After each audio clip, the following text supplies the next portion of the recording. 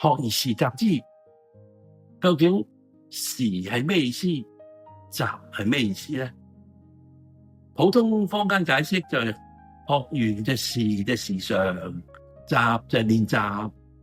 咁樣你學一樣嘢，你時常練習，咁樣你得到一個體會就會喜悅啦。咁嘅解釋唔可以話佢錯，但係我相信唔係孔子嘅原意。首先嚟講，先講個時字。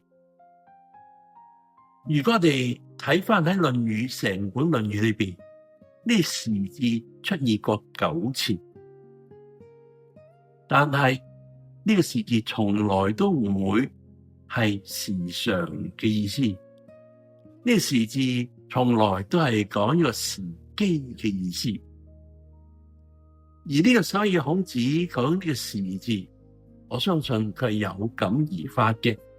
佢係講緊呢個一適當嘅時機，而習亦都唔係話練習，而就係真真正正嘅實習，真真正正行咗出嚟。孔子喺呢方面佢話，如果學呢個過程裏邊能夠有機會有時機去真正去實習行到出嚟，係一個可以喜悅嘅事情。咁點解話呢個時唔係時常咧？因為其實呢個時字貫穿咗成本《論語》嘅，亦都係貫穿咗孔子一生人嘅。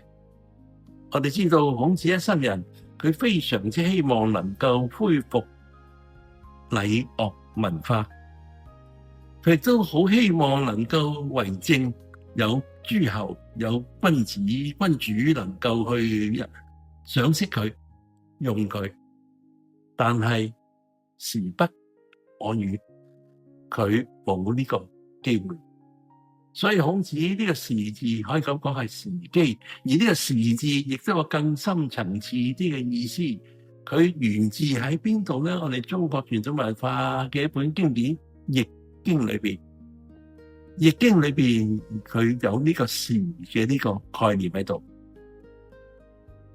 易經》佢講過話，所有嘢都係會變易嘅。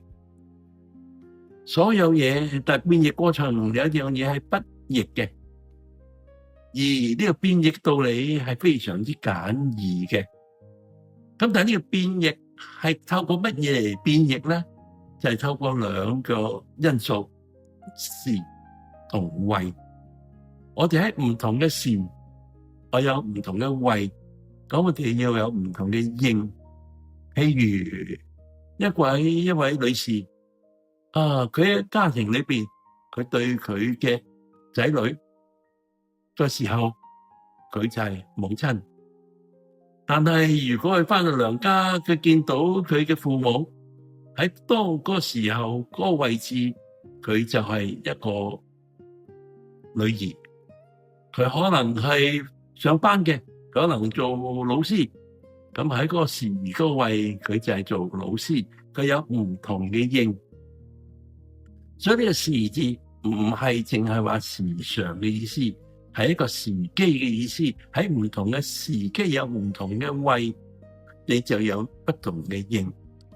所以孔子話，如果我學咗呢樣嘢，學做君子，我能夠有一個時機，將呢樣嘢去能夠實習落嚟，就係真真正正落實落嚟，做翻一個君子可以做嘅嘢，係一件非常之喜悅嘅事情。